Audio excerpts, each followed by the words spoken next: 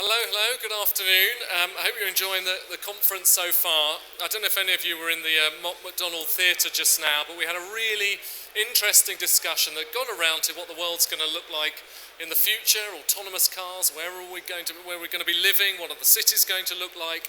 We're all trying to guess, but how do you adapt this profession to that world in the future? Well, here to talk about that, please welcome Amanda Clack, who's President of HUK16, and Rachel Skinner, who's the newly appointed Vice President of the Institution of Civil Engineers. Good afternoon, everybody.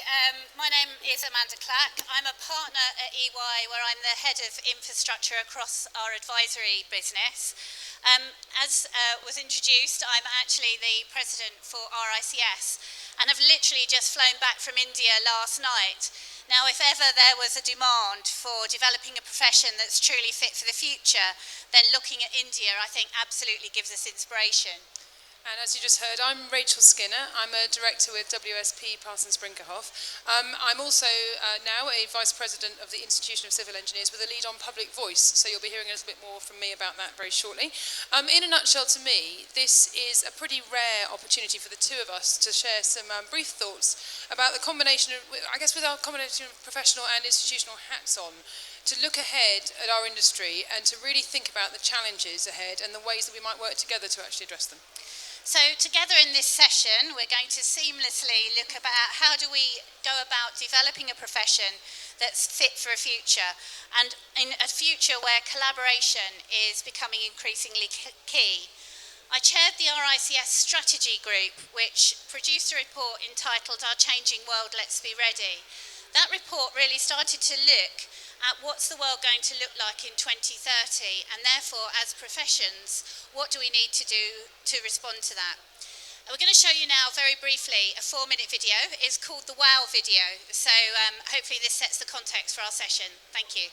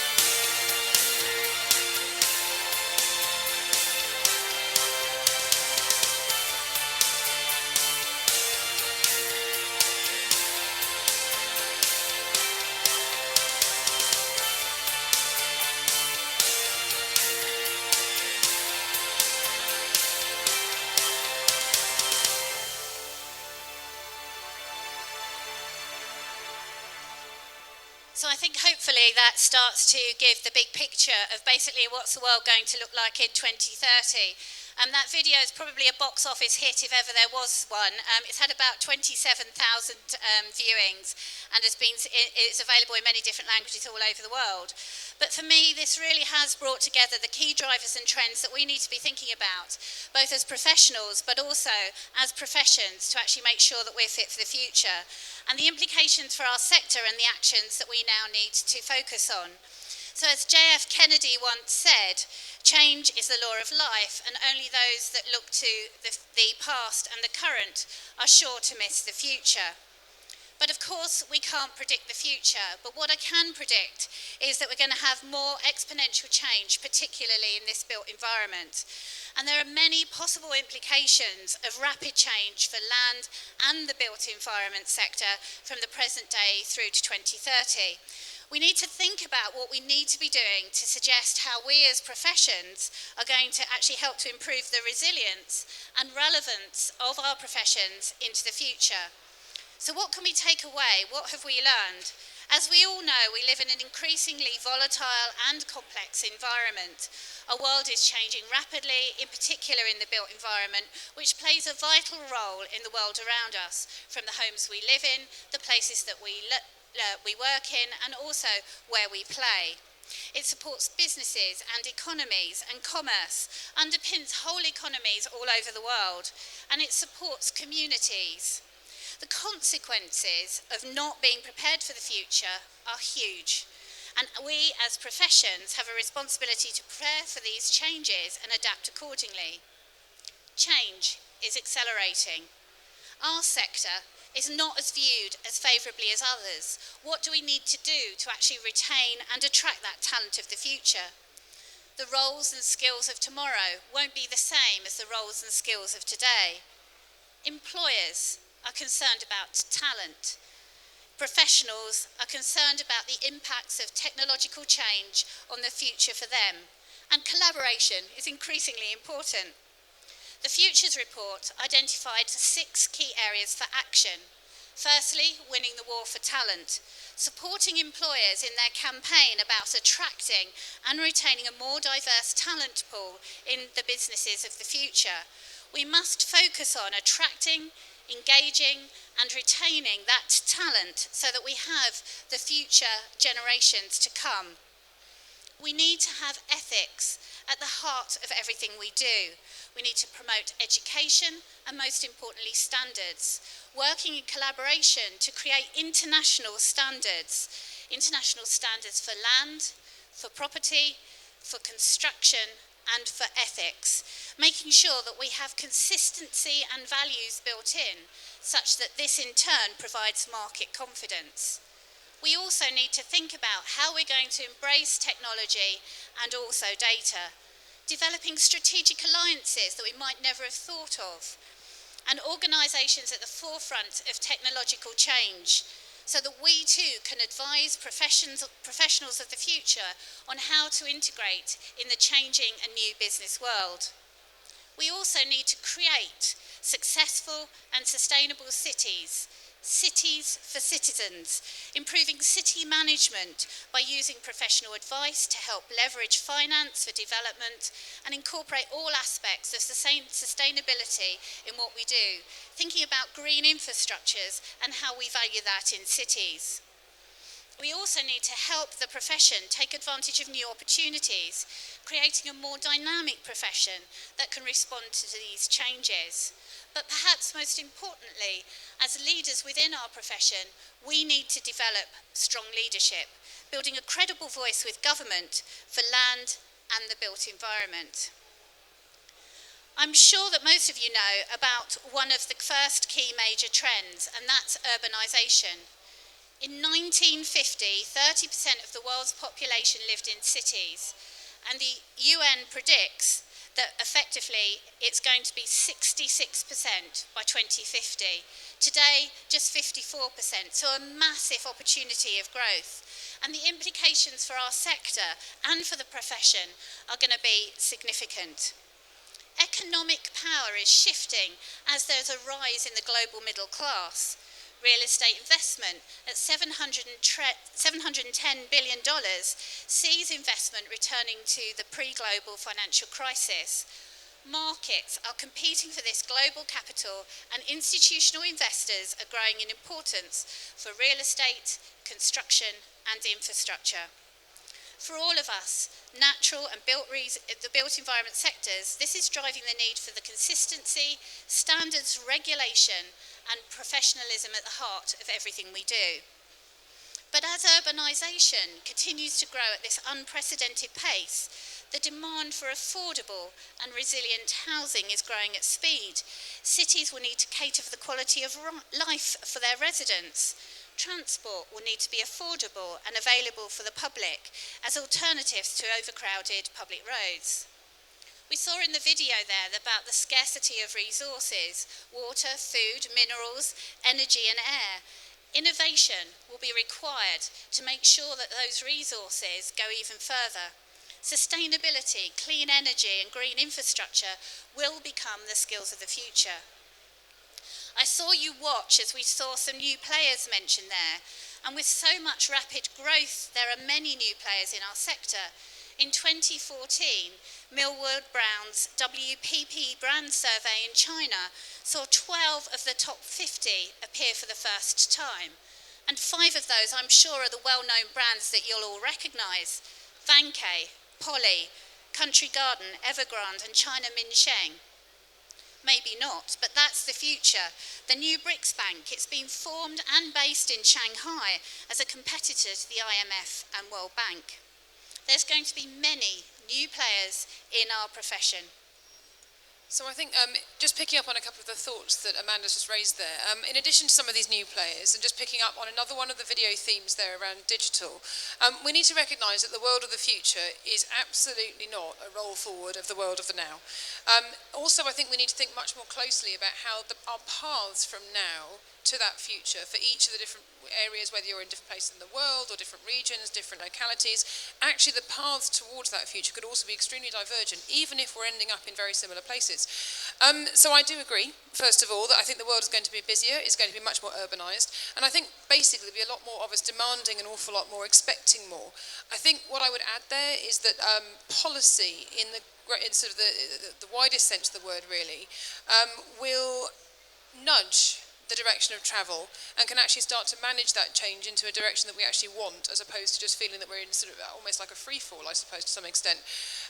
For example, in the transport space, if we foresee greater urban density and, or I guess, larger settlements, whether they're more dispersed or more closely packed.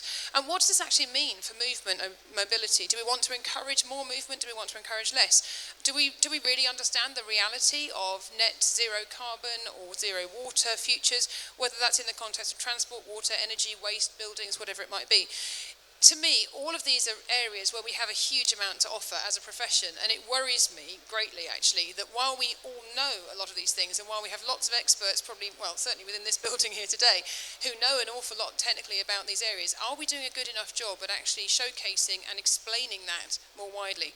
I suspect not, and there's a great deal I think we could do to build much more consensus in that area. Coming on to the digital piece more strongly, I think it's widely accepted that the world's going to become ever more connected, ever more reliant on digital technologies of all sorts of different types. I think the danger here is that we throw around shorthand, and I think we're as guilty of it here in the UK as we are in lots of other places in the world. We talk about smart cities, we talk about driverless cars, we talk about smart roads, we talk very loosely, very easily, as if we all understand, exactly what we mean, we're all talking about the same thing and so on. But actually, when you have a detailed conversation about it, it becomes really obvious incredibly quickly that actually there are all kinds of different perspectives at play, and we really need to think about, in practice, how we, could bring this together, what needs to happen first, the scale of benefits, the scale of risk, all that side of things.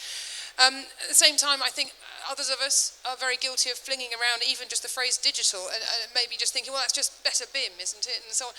No, it's really not. There's a much, much bigger set of issues at stake there that we really need to get to grips with.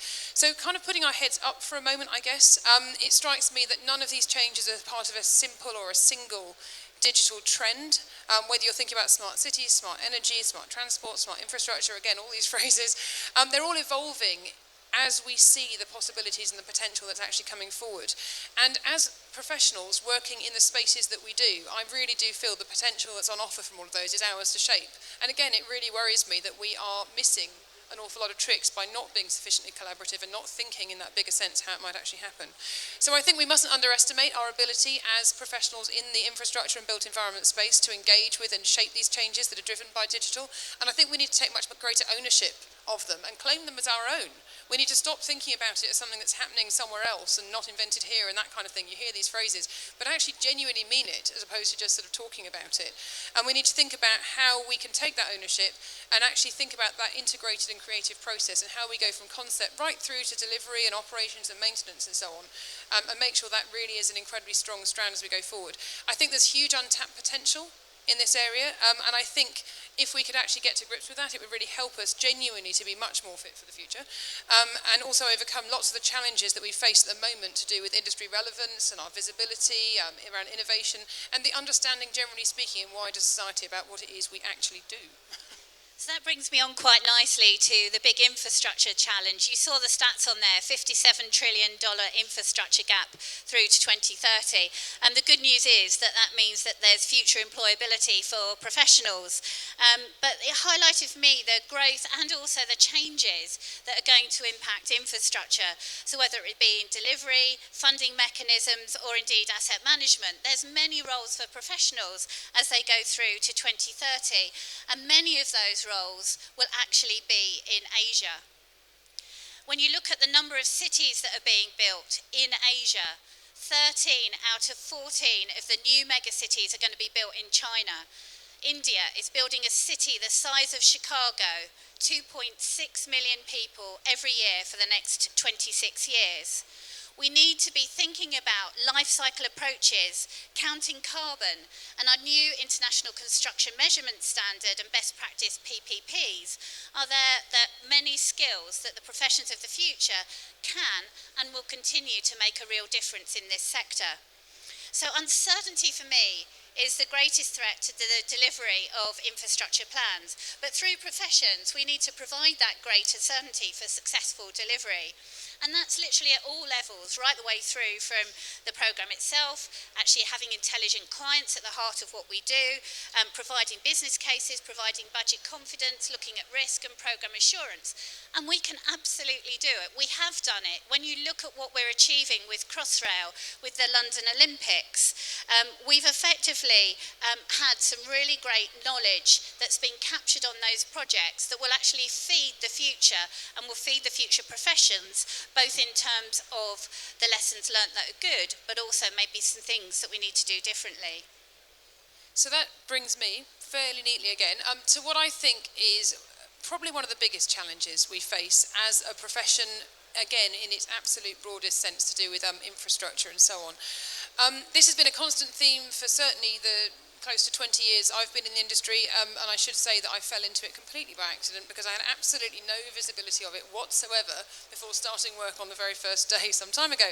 So it really is, on the one hand, the opportunity, I suppose, is that we all know that the world around us is ever more reliant on the ability of architects and surveyors, engineers and others working in the infrastructure space to deliver a better quality of life every day relative to yesterday. That is what we do, all of us, in some way, shape or form. But on the other hand, and the flip side of exactly the same coin, it just seems that we've never managed to communicate that very clearly. It seems to be the case that we live in a world where people don't necessarily know what it is we actually do or the difference that we genuinely make to lives all over the world. And I'm talking about lives that we all live today here, but also others in very, very different circumstances all around the world. All too often, it seems, we lack relevance, we lack visibility, and the people who do have some awareness wonder why they should take any further interest. And to me, it's just a crying shame, frankly. It's ridiculous. And this really is, though, it's a really tricky problem. It's not something we should be all that flippant about. The lack of understanding and trust, wide public visibility, except when things go wrong, is really holding us back. And it's a horrible irony that we live in a world where the infrastructure we've created and upon which the vast majority of people rely every day is actually quite literally all around us. It's almost unbelievable, really, in terms of the, the extent of that irony, the way that it just doesn't actually sort of chime together. So I recognise this is not a new challenge. The issues around visibility and relevance and so on, these aren't new. And there is obviously a huge amount of effort that's gone in over the years to trying to address the problem. I mean, for example, just to pick on one thing, thousands of children who are reached every year through STEM-related activities in schools. But it feels to me, and I think to us, broadly speaking, that we could do so much more to join together some of those core messages and themes and work streams and just make sure the footprints we leave behind are actually the right ones. So we're sowing seeds across wider society about bigger messages around creativity and intelligence, innovation, relevance, and how we work together to change the world for the better, just one step at a time and in all sorts of little ways. This is obviously entirely in our interests as an industry. I'm sure I don't need to say this really and sort of spell it out any more clearly. It's an essential ingredient of becoming much fitter, I guess, for the future. It'll help us in terms of smoothing the path to greater investment, because if we have greater public trust, greater public interest, the whole virtuous circle becomes so much easier to go round more and more and more times. If we become more visible, more attractive, we become increasingly so to tomorrow's engineers, all the people who don't necessarily understand what we do, but who absolutely have the potential and the capability to come and make a major contribution to what we do. So put simply, if the wider public understands and trusts us more, we'll have a much easier time, a much easier ride in terms of political support and funding, we'll be better respected for what we do, and good people will want to bring their talents and skills to us. So really, from my point of view at least, there isn't a downside. It seems completely ridiculous that we're still having this conversation, and yet we are. So to summarise, I guess, the implications of all these challenges that lie ahead and the possible solutions that are open to us are really familiar to all of us. They're familiar to all of the organisations here in the bigger room today, all the firms and professional bodies and so on in our sectors. And it's easy to go away and assume that everything's going to be fine, that our professional bodies and so on have adapted, they've evolved and survived over the years. But I think we have to recognise that we really do have a very long way to go, and that what's worked in the past is not necessarily going to give us the best possible solutions in the future or serve us in terms of our best interests. At least that is not if we want to become more relevant and more visible and more interesting, more coherent, solvent, thriving. I can go on. There's a huge long list of really good words, all the things that I presume all of us actually want. And that is what, when you put it together, to me, being fit for the future is really all about. So I think what sets us apart, and perhaps what people will measure us by when we look back in however many years' time, will be our ability to evolve and create real change, to improve standards and leverage relationships across society through the networks we've actually already got. And in the context of the sweeping global political change that's literally unfolding around us right now as we speak, now really does feel like it could be the time.